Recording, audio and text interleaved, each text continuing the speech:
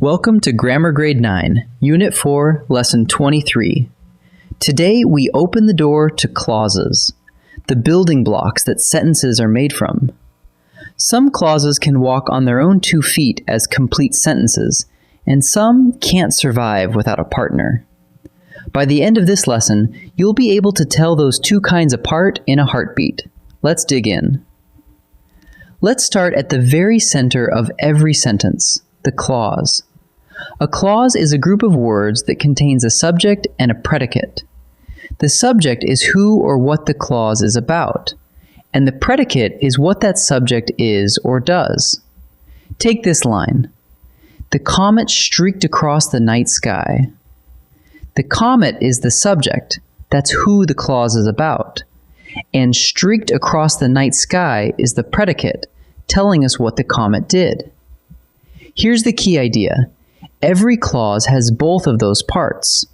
That pairing, a subject joined to a predicate, is exactly what makes a group of words a clause.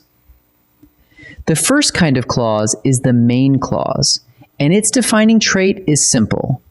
A main clause can stand all by itself as a complete sentence. The comet streaked across the night sky. Say that on its own, and it's finished. Nothing is missing. Why?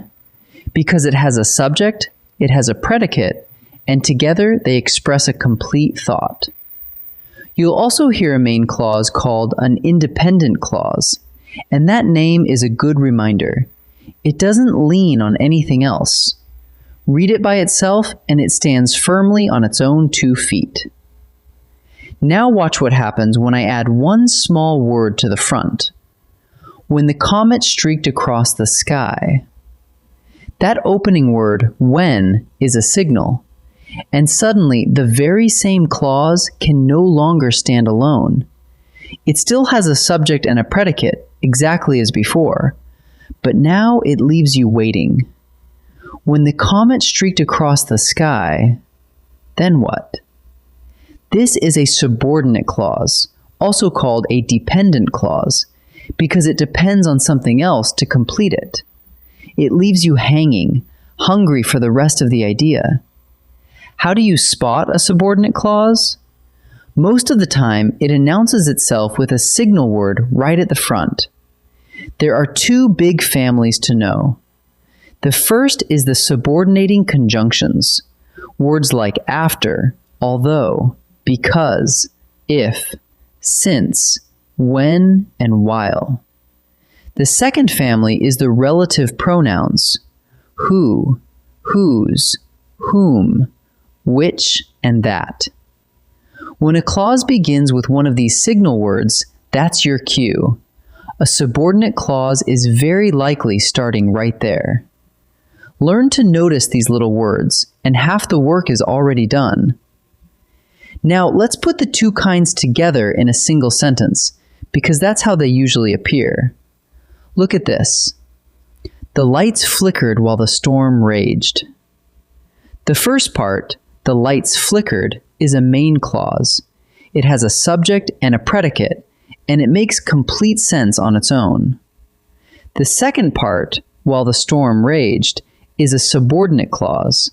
It also has a subject and a predicate, but that little word while leaves it depending on the rest. One sentence, 2 clauses joined together. The main clause can stand on its own. The subordinate clause cannot survive by itself. Here's the simplest test of all, and you can run it in your head. Take any clause and read it entirely by itself, with nothing around it. If it sounds complete, if you could stop there and feel satisfied, it's a main clause. But if it leaves you hanging, waiting for more, it's a subordinate clause. Try it with because the river rose. Read alone, that leaves you hanging. Because the river rose, what happened? So it's subordinate. Trust your ear here. It can usually hear the missing piece before your brain even finishes the rule. Let's boil the whole lesson down to a quick check you can use on anything. Step 1. Does the group of words have both a subject and a predicate? If yes, It's a clause. Step 2. Can that clause stand alone as its own sentence? If it can, it's a main clause, independent. Step 3. Does it instead lean on a main clause to make sense, usually starting with a signal word? Then it's subordinate, dependent. Clause first, and then the one question that settles everything. Can it stand on its own?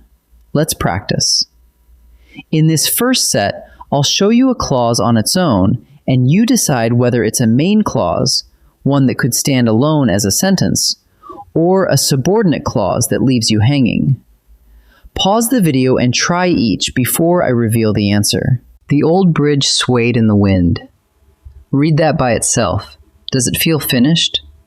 It has a subject, the old bridge, and a predicate, swayed in the wind, and it makes complete sense standing alone. Nothing is left hanging. So this one is a main clause. Although the road was closed. This one begins with the signal word although, and listen to how it leaves you waiting. Although the road was closed, then what?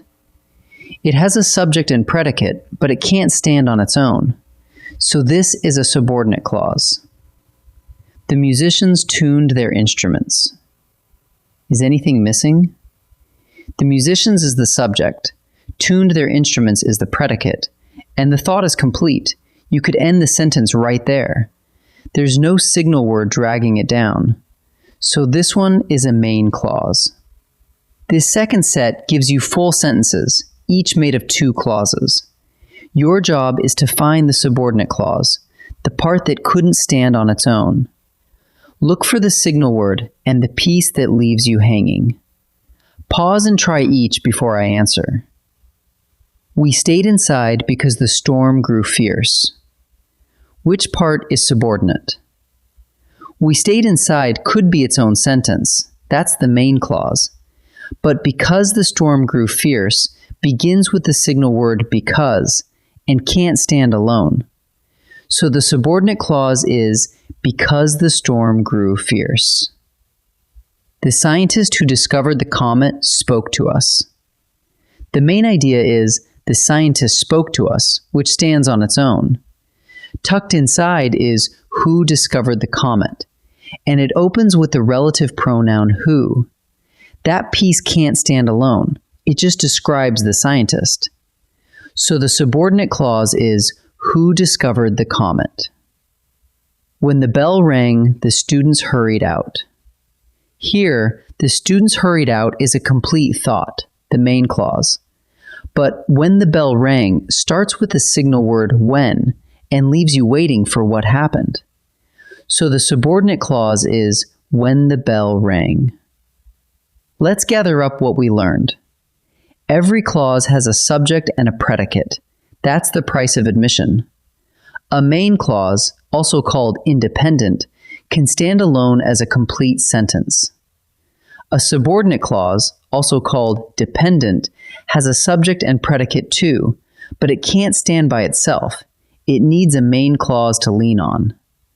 Watch for the signal words that begin them, subordinating conjunctions like after, because, and when, and relative pronouns like which and who. And whenever you're unsure, run the test. Read the clause alone and ask, can it stand on its own? Great work today. In our next lesson, we'll use these clauses to build the 4 sentence structures. I'll see you there.